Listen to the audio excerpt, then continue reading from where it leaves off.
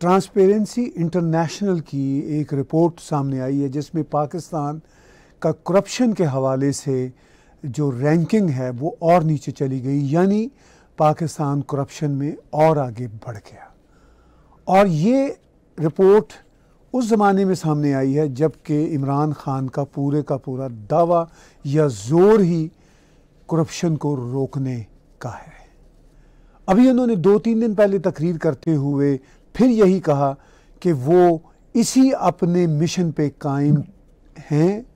थे और यही 25 साल से उनका मिशन था, मगर इंटरनेशनल लेवल पे इस मिशन की जो रिकग्निशन है वो आपके और हमारे सामने है कि पाकिस्तान इस वक्त 140वें नंबर पे खड़ा है करप्शन के मामले में। और इमरान खान ने पिछले दिनों ये भी कहा कि पार्लियामेंट में, यानी पाकिस्तान के पार्लियामेंट में उनको बात नहीं करने दी जाती, यानी जिस पार्लियामेंट के वो वज़ीर आज़म हैं। ये हैं वो मौज़ूआत जिस पे आज हम थर्ड ओपिनियन के रूह रवा हमीद बशानी साहब से करेंगे और उनसे जानना चाहेंगे कि आफ्टर ऑल उनकी क्या बेबसी है कि इतने वो चहेते और लाडले वज़ीर आज़म पाकिस्तान के इस्टेब्लिशमेंट के, जो पार्लियामेंट में भी कहते हैं कि मैं बात नहीं कर पाता। बशानी साहब, वेलकम, खुश आमदेद आपको। थैंक यू जनाब, शुक्रिया। इमरान खान ने सर 2-3 दिन पहले अपनी तकरीर का आगाज़ इस बात पे किया कि मैं आवाम के साथ बात इसलिए कर रहा हूँ कि मुझे पार्लियामेंट में बात नहीं करने दी जाती। इससे आप क्या मुराद लेते हैं?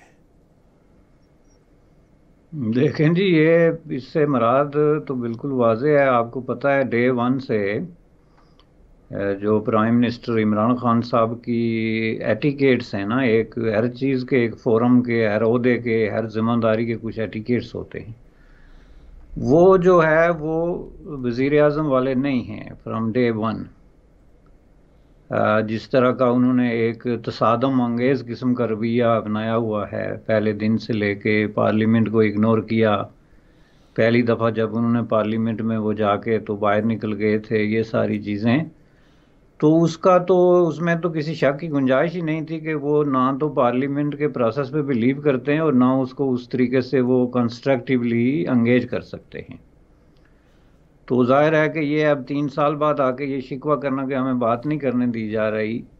ये तो तभी एक बनता है कि जब आपने कोई एक कोशिश की हो। पहली बात है कि पार्लियामेंट के अंदर जो 2-3 कार्रवाइयाँ हुई हैं बड़ी बड़ी, उसमें एक तो जो है वो 2-3 बिल पास हुए जिनके बारे में अपोजिशन की बहुत ही सख्त किस्म का ये मौक़िफ़ था कि ये बिल जो है वो पास नहीं होने चाहिए या डिबेट के बगैर पास नहीं होने चाहिए, जो कि बगैर डिबेट के एक मतलब टैक्टिस इस्तेमाल करके तो जिस तरीके से उनको पास किया गया। दूसरा, 1-2 दफ़ा उन्होंने जो तकरीर की,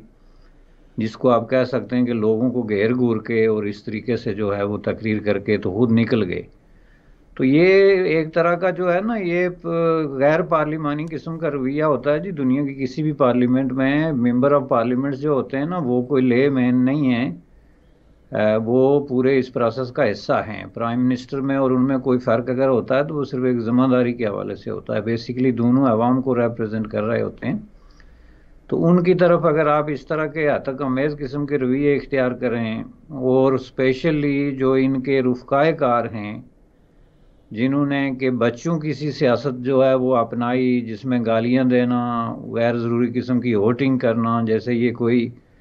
जो है वो इंटरमीडिएट कॉलेज जो है उसका कोई डिबेट हो रहा है या इस तरह की बातें करना, तो उसका अल्टीमेट रिज़ल्ट तो ये निकलना था कि उनको कोई बात नहीं करने देगा।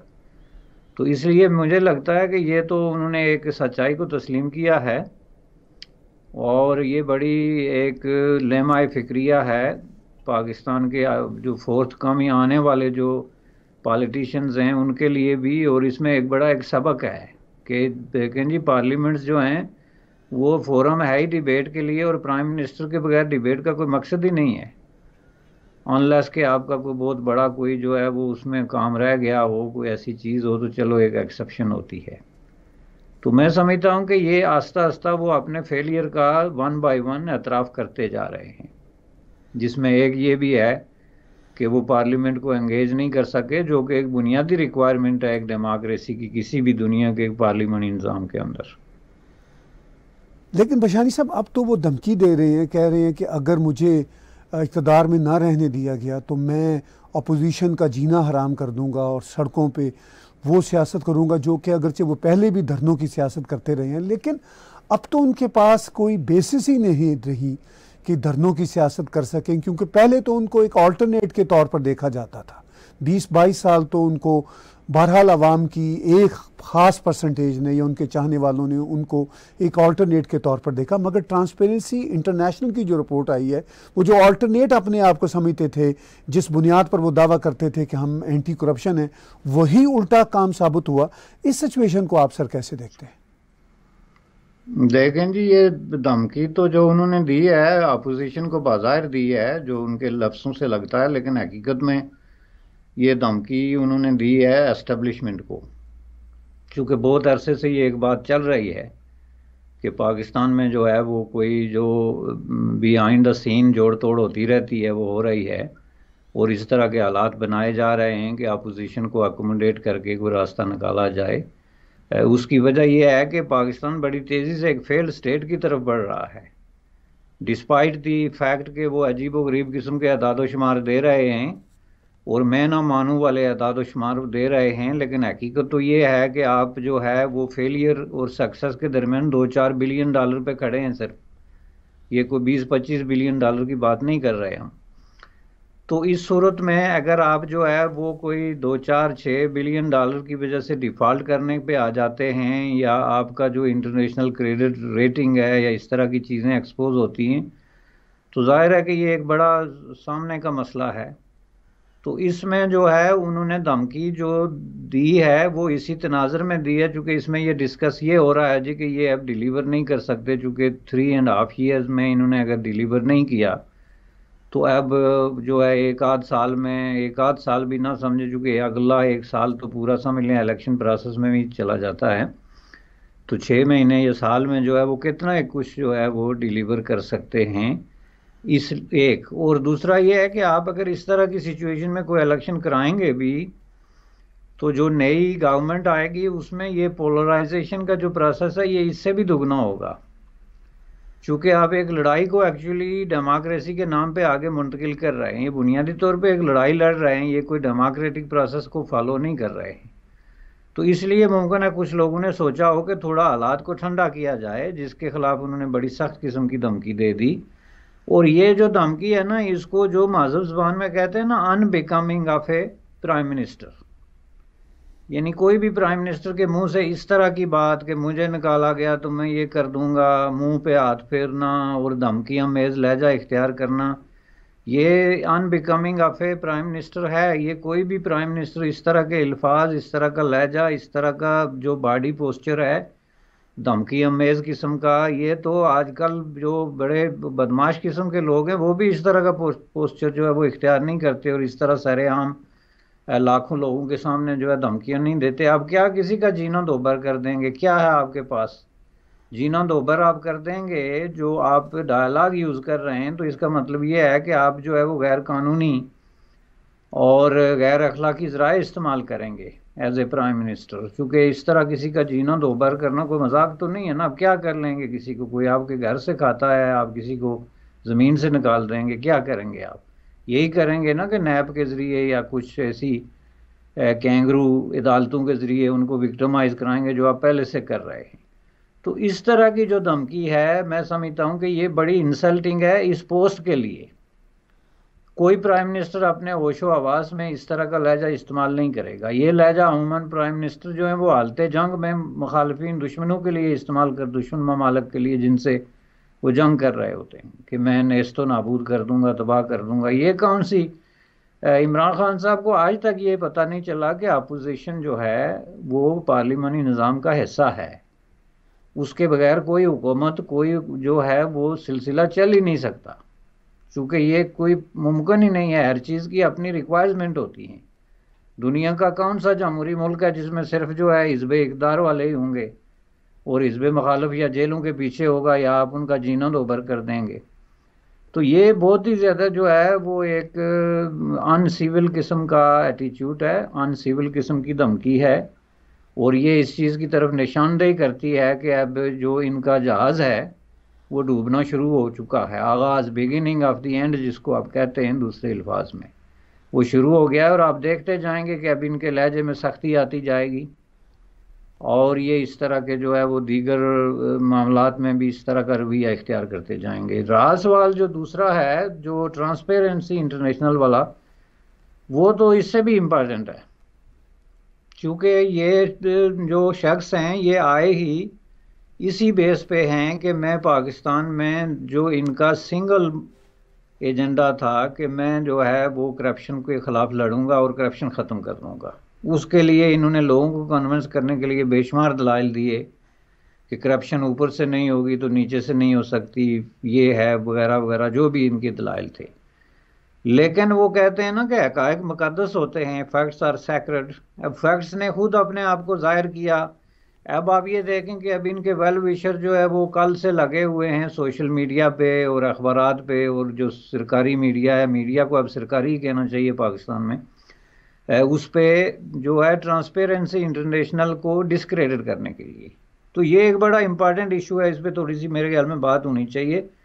चूँकि इसको बुनियाद बना के अवाम को बेवकूफ़ बनाया जाता है कि जी चूँकि हम जो है वो बहुत ज़्यादा, हमारी कारकर्दगी बहुत ही ज़्यादा खौफनाक शक्ल में एक्सपोज हो गई कि आप जो है वो 117 से 140वें नंबर पे चले गए, तो अब ये हमारा कसूर नहीं बल्कि है ही ये ट्रांसपेरेंसी इंटरनेशनल का कसूर है,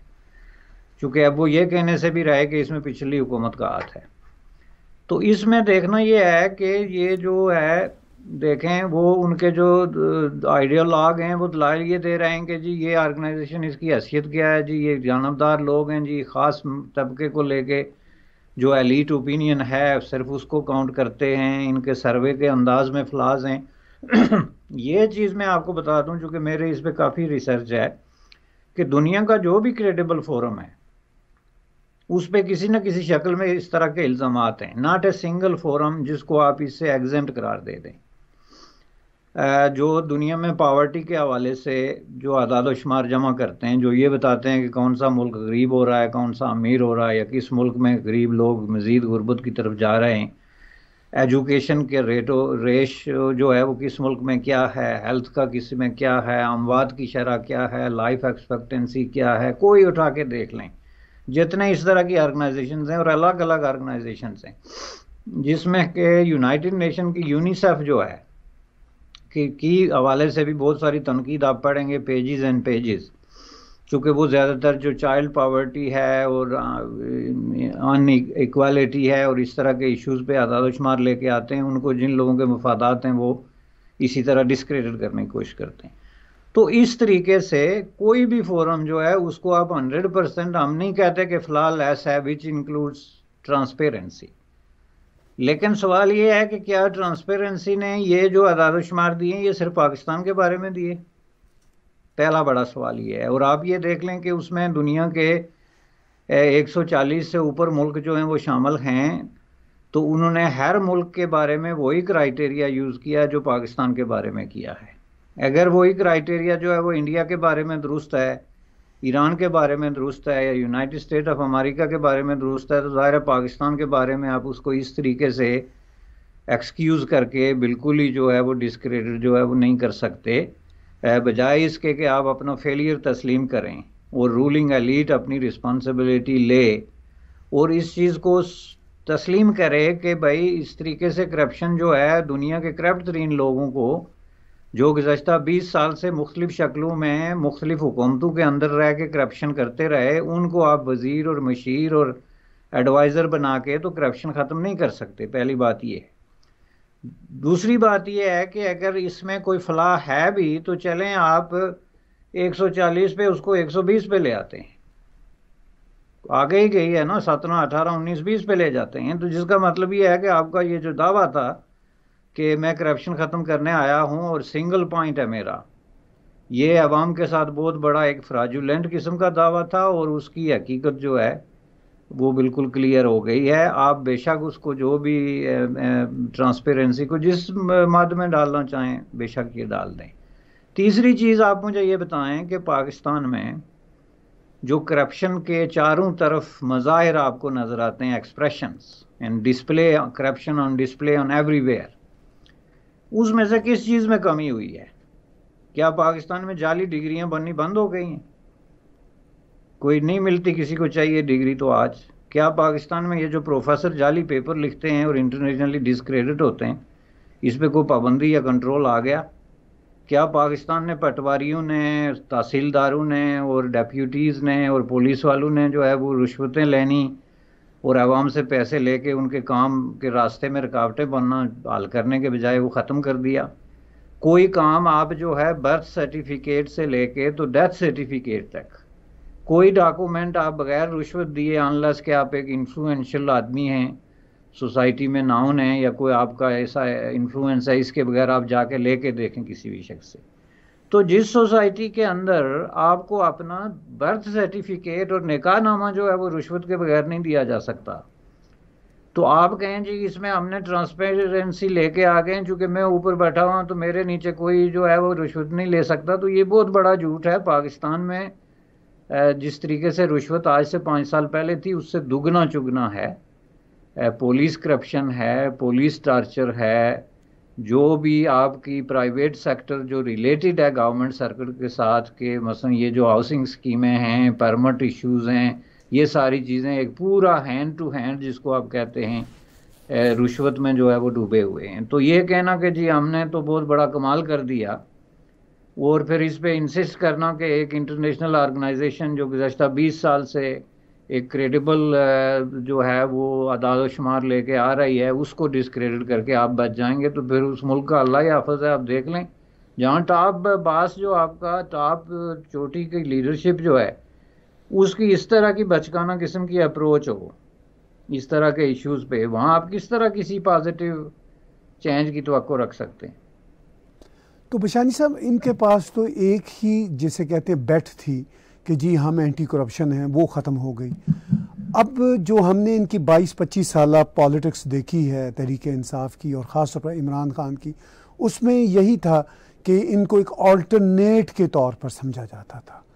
अब आवाम भी इनको ऑल्टरनेट के तौर पर नहीं समझ रही, चूँकि ये अब जाने जा चुके हैं अपने नॉन परफॉर्मेंस की वजह से,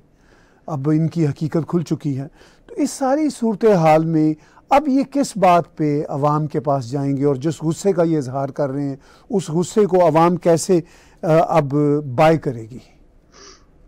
देखें जी, अब इनके सामने जो वाहिद एजेंडा है वो मज़हब है।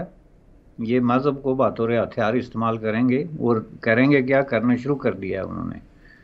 आप इनके गुज़श्ता 1 साल की एक्टिविटीज़ को अगर गौर से देखें, जिस तरीके से इन्होंने बयानात देने से लेके तो कॉन्फ्रेंसेस करने से और ये सारा बजट एलोकेशन और जिस तरह का पाकिस्तान में नसाब तालीम के हवाले से जो ब्लंडर किए हैं और ये सारी चीज़ें अगर सामने रखें, तो इनका नेक्स्ट हथियार जो है वो होगा मज़हब, और वो बिल्कुल उसी तरह इस्तेमाल होगा जिस तरह करप्शन को इन्होंने यूज़ किया था कि हम करप्शन के ख़िलाफ़ एक बहुत हैवी हैंडेड किस्म का स्टैंड लेके आ रहे हैं और इसको फिक्स करेंगे। और ये चीज़ जो है ये सोसाइटी को मज़ीद आगे जो है वो तबाही की तरफ लेके जाएगी। 2 पॉइंट होंगे, एक इनका ये होगा, दूसरा ये अपोजिशन के ख़िलाफ़ करप्शन के नाम पर सख्त लहजा इख्तियार करेंगे, जैसा कि इनकी तकरीर से ज़ाहिर हुआ कि मैं किसी को नहीं छोड़ूंगा। आप कहते हैं जी मैं इक़्तिदार में आ गया तो किसी को नहीं छोड़ूंगा, इक़्तिदार से गया तो किसी को नहीं छोड़ूंगा, तो ये ज़ाहिर है गुंडागर्दी का एक एक्सप्रेशन है। ये कोई रूलिंग का या किसी भी मुल्क में गुड गवर्नेंस का या किसी भी इस तरह के बड़े आला ओहदेदार की एटीट्यूड नहीं है। तो मैं समझता हूँ कि अब नेक्स्ट जो चीज़ है वो पाकिस्तान का एक बड़ा स्लोगन जो है वो मज़हब बनने वाला है, और इस हिसाब से सोसाइटी के अंदर बहुत बड़ी पोलराइजेशन होगी और ये हो सकता है कि ये मुल्क को खाना जंगी की तरफ धकेल के ले जाएं, चूँकि अभी तक इनको अपने मामलात की शिद्दत का एहसास नहीं है। पाकिस्तान में सोसाइटी जो है वो कंस्पायरेसीज पे चल रही है। इस वक्त आप देखें, किसी आदमी से पूछें, वहाँ कुछ लोग ऐसे हैं जो ये तक नहीं मानते कि यहाँ तहरीक तालिबान पाकिस्तान भी एग्जिस्ट करती है। कहते हैं जी ये मीडिया ने हवा खड़ा किया हुआ है। कुछ लोग ये तक नहीं मानते कि यहाँ पे इतनी बड़ी दहशतगर्दी हुई, 80,000 आदमी मारा गया। कहते हैं जी ये सब झूठ है, मीडिया वाले अपने मफादात के हवाले से बना के पेश करते हैं। तो जिस सोसाइटी के अंदर इस तरह की सोच मौजूद हो, जिसका मतलब ये है कि लोग अंधेरे में या ख्वाबों की दुनिया में रहते हैं, हकायक को वो बिल्कुल डिसरिगार्ड करते हैं, तो वहाँ पे आप मज़हब का नारा लेके या मज़हब के नाम पे जो है वो बहुत सारी कुव्वतों को इस तरीके से जो है वो इंस्टिगेट करके तो मुखालफिन के ख़िलाफ़ इस्तेमाल कर सकते हैं। और ये माजी में ऐसे होता आया है, और ये इसी तरह की मुझे लगता है कि नेक्स्ट इनका स्टेप यही होगा। मुझे साहब, आपने कहा कि माजी में भी मज़हब के कार्ड को इस्तेमाल किया जाता रहा और ये भी अब मज़हब के कार्ड को इस्तेमाल कर रहे हैं, लेकिन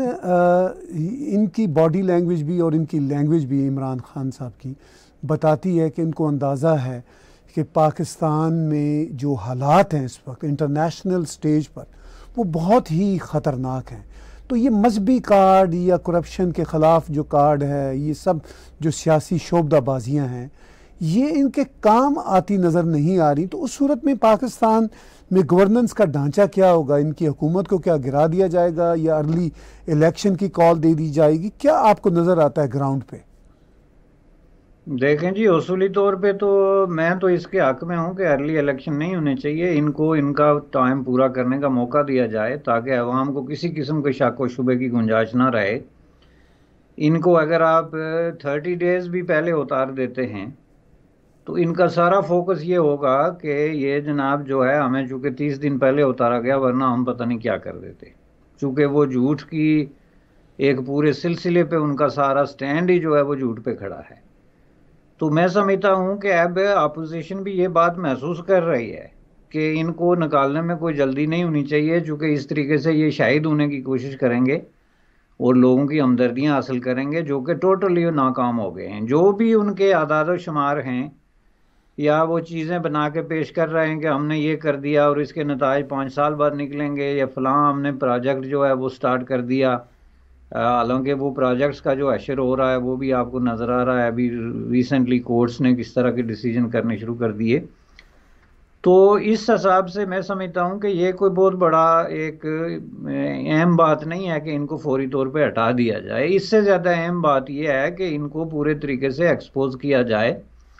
और अपोजिशन जो है वो अगर आके इक़्तिदार की और आके हुक्मरानी की बात करती है तो वो कुछ फैक्ट्स और फिगर्स के साथ सामने आए, इनकी तरह नहीं कि साल बाद आके लोगों को कहे कि जी इन्होंने दिवालिया मुल्क हमारे हवाले कर दिया था। अपोजिशन को आज पता होना चाहिए कि इनके खजाने में कितने पैसे हैं, इनके ज़िम्मे कर्जे कितने हैं, मुल्क के जो इंडिकेटर्स हैं, इशारिये हैं, वो क्या बता रहे हैं और हम क्या टेक ओवर करने वाले हैं। वरना ये तो वही बात हो गई ना कि आप आ रहे हैं उसी प्रीटेक्स्ट में हैं कि जी अब ये जो है करप्शन भी 117 से 140 पे चली गई, ये डिलीवर भी नहीं कर सके, इन्होंने कोई जो मंसूबा भी पूरा नहीं किया, करोड़ों जॉब जो थे, करोड़ों हाउसिंग जो थी, वो सारे के सारे मामलात ख़त्म हो गए, तो अब आप हमें आने दें। तो आप आने से पहले भी ये बताएं अवाम को कि आपने आके क्या करना है। मैं ये समझता हूँ कि ये अब ज़्यादा इम्पोर्टेंट हो जाएगा, और इससे कोई बड़ा फ़र्क नहीं पड़ता अगर इनको कुछ अरसा और दे दिया जाए जो है वो बहुत सारे मामलात से बचने के लिए जो ये क्रिएट कर सकते हैं इस सिचुएशन में। तो बशानी साहब, एक तरफ तो ये बात असूली तौर पर ठीक है कि इनको अपना वक्त जो है, अपना जो टाइम है वो पूरा करने का हक मिलना चाहिए, जिससे एटलीस्ट इनके पास कोई सियासी शहीद बनने का जवाज़ नहीं रहेगा। लेकिन आपने ये भी सूरत हाल बताई कि पाकिस्तान एक बहुत बड़े फेलियर की तरफ, जो इकनॉमिक फेलियर है, उसकी तरफ जा रहा है। इंटरनेशनल लेवल पे मरासम जिस तरह बिगड़े हैं वो भी उस हमारे सामने हैं। तो क्या 1.5 बरस पाकिस्तान के पास है कि इतने सिवियर इकनॉमिक क्रंच में वो गुजार सकेगा? देखें जी, 1.5 बरस अगर उस तरह देखा जाए तो एक बहुत बड़ा अरसा होता है, लेकिन ये जो दो चीज़ें इनको हैं जो बहुत बड़ी अलार्मिंग हैं, ये मैं आपको बता दूं, जो इस चीज़ की निशानदेही करते हैं कि ये तबाही की तरफ जा रहे हैं, बल्कि वो ऑलरेडी जो है on the verge of collapse हैं, कम अज़ कम इकानमी के हवाले से। पहली चीज़ ये है कि ये जो है वो जब इमरान खान जाएंगे इक़्तिदार से तो जो आदाद शुमार बता रहे हैं उसमें यह है कि इनके ज़िम्मे, पाकिस्तान के ज़िम्मे जो कर्जा होगा वो दुगना हो जाएगा। और ये कोई इल्ज़ाम नहीं है, बल्कि आप वो देख लें कि जिस रफ्तार से वो कर्जे ले रहे हैं, जिस तरीके से आईएमएफ के साथ उनकी एडजस्टमेंट हुई है, और जिस रफ्तार से उन्होंने कर्जे वापस पे बैक करने के लिए, मजीद कर्जे लेने, अकसात पे करने के लिए, उनको अगर आप जमा करें, ज़र्ब दें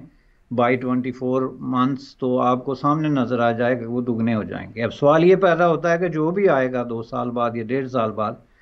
वो उन कर्जों के साथ किस तरीके से निपटेगा। पाकिस्तान में कोई खजाना तो निकलने वाला नहीं ना, जिसकी अशीर ये जो खुशखबरियां ये खुद सुनाते रहे कि कभी समुंदर से तेल निकलने वाला है और कभी कोई जजीरा सोने का जो है वो बरामद होने वाला है, वो सारे तो जाहिर है साफ हो गया कि वो झूठ बोलते थे। तो पहली बात यह है कि कोई भी बड़े से बड़ा इकोनॉमिस्ट इस मसले का हल बताए कि जब ये कर्जे दुगने हो जाएंगे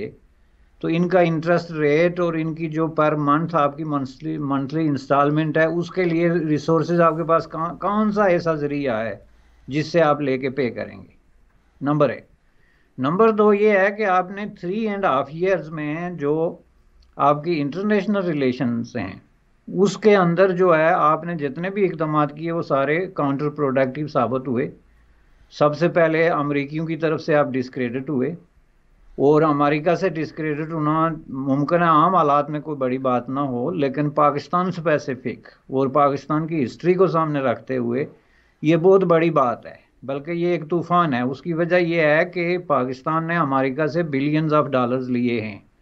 दुनिया के 2 4 5 मुल्कों में पाकिस्तान हमेशा हर दौर में शामिल रहा है, इसराइल, इजिप्ट और इस तरह के मुल्कों में, जिसके इसको या नंबर 1, नंबर 2, नंबर 3, नंबर 4 मदद जो है वो हर दौर में मिलती रही। और उसके पहले के जो वाक़यात हैं उनको अगर आप खोल के देखें तो आप आदाद शुमार देखें तो पाकिस्तान चलता ही जो है वो सिर्फ अमरीकी इमदाद पे रहा है। अगर सच्चाई की तरफ आप जाके देखें, ख्वाह वो गंदम की शक्ल में हो या नई एक जो है वो नकदी की शक्ल में हो या मिलिट्री एड की शक्ल में हो, मुख्तलिफ हवालों से मेडिसन मुख्तलिफ उसके अंदर रह के, तो ये जो अमेरिका ने उनको इस तरीके से टोटली जो है वो बाहर निकाला, तो उसके नतीजे में जाहिर है कि पाकिस्तान टोटली आइसोलेशन में चला गया,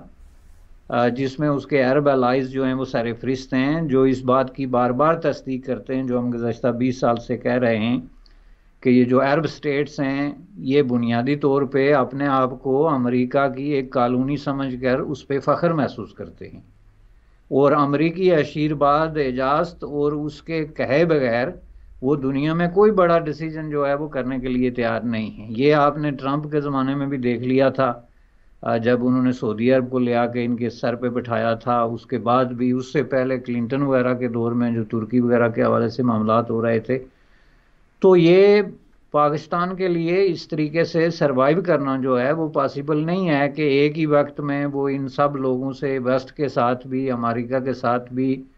और अपने जो मेन रिसोर्सेज ऑफ इनकम हैं जिसमें सऊदी अरबिया वगैरह शामिल हैं उनके साथ इस तरह की रिलेशनशिप में चला जाए। तो वो जाहिर है कि आपके सामने है। उसके अलावा उन्होंने फिर जिस तरीके से कश्मीर इशू को मैस अप किया और उसके बाद उस पर टोटल सरेंडर किया,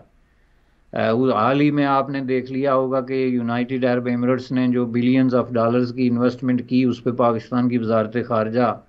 या दाखिला या किसी और तरफ से एक लफ्ज़ तक भी जो है आपने नहीं देखा होगा कि आया हो प्रोटेस्ट में या हमायत में या उसकी उस तरीके से।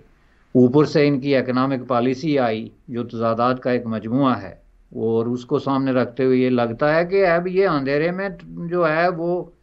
घूम रहे हैं, उनके पास कोई ना डायरेक्शन है और ना उनको पता चल रहा है कि हमें करना क्या चाहिए, चूँकि they have lost their grounds. जो बुनियादी तौर पे जिन मॉरल ग्राउंड्स पे उन्होंने लोगों से वोट लिए थे, उसमें करप्शन थी, उसमें पड़ोसियों के साथ ताल्लुकात का जो है वो दुरुस्त करना था, जिसमें हिंदुस्तान हो गया या अफ़गानिस्तान हो गया या ईरान हो गया, उसमें जो है वो इकानॉमी के हवाले से ट्रेड और इन चीज़ों पे जो है वो पड़ोस में मामलात करने थे। इन सब चीज़ों में फेल होने के बाद अब उनके पास किसी चीज़ की कोई एक्सप्लेनेशन नहीं रही है। और ये मुझे लगता है कि अगर ये किसी तरीके से अगर दोबारा इलेक्ट हो जाते हैं तो ये एक बहुत बड़ा जो है वो ड्रॉबैक होगा पाकिस्तानी अवाम के लिए, चूँकि ये साबित हो गया है कि they have no clue. of governance or economy or even international relation. Bashani साहब, आखिर में कैसे आप इसको सम अप करेंगे जो इस वक्त के ग्रेव सर्कमस्टांसेस हैं पाकिस्तान के, वो क्या सॉल्व हो सकते हैं? अगर हो सकते हैं तो क्या उसका रास्ता हो सकता है? देखें जी, इस वक्त जो ट्रांसपेरेंसी इंटरनेशनल की रिपोर्ट आ गई ना, तो उसके बाद जो एथिकली होना चाहिए वो ये है कि प्राइम मिनिस्टर खुद ही इस्तीफ़ा दे के चले जाएं, चूँकि उनकी जो सबसे बड़ा स्लोगन था उस पे वो फेल हो गए।